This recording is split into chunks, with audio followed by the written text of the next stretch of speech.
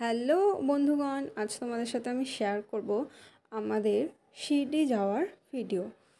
দেখো, আমি আর আমার হাজব্যান্ড মিলে আজ বেরিয়ে গেছি শিরডি যাওয়ার জন্য। প্রথমে আমরা থানে স্টেশনে, মুম্বাইয়ের থানে স্টেশন যেয়ে সেখানে চলে আসলাম। সেখান থেকে একটা বাস ধরে আমরা চলে গেলাম আর একটা জায়গায়।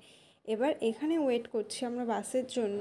তারপর বাসে করে উঠলাম, আর রাস্তায় পুরো অন্ধকার, তাই কিছু দেখাতে পারলাম না। তারপরে দেখো আমরা শিরডিতে পৌঁছে গেছি।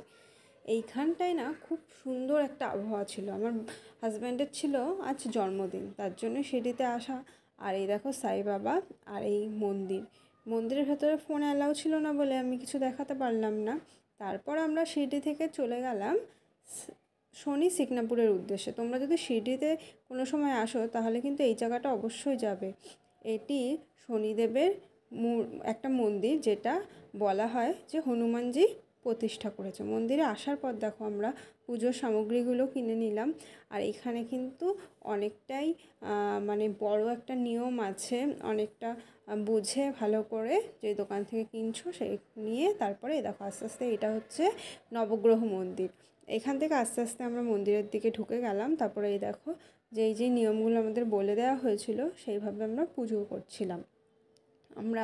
আমি আর আমার হাজব্যান্ড পুজো করছিলাম। তারপরে আমরা আস্তে আস্তে চলে গেলাম, এটা হচ্ছে গেটের সামনে। এইখান থেকে হচ্ছে পুজোর নিয়মটা শুরু হয়। তারপর অনেক পুজোর সব নিয়মগুলো করে আমরা দেখো এই ঠাকুরের সামনেটা চলে আসলাম। এটা হচ্ছে চরণ, আর এই যে হচ্ছে শনিদেব। আর এখানে একটা কথা বলা আছে যে পুজো দিয়ে কিন্তু পেছনে তাকানো যায় না, তাহলে শনিদেবের কুদৃষ্টি লাগে।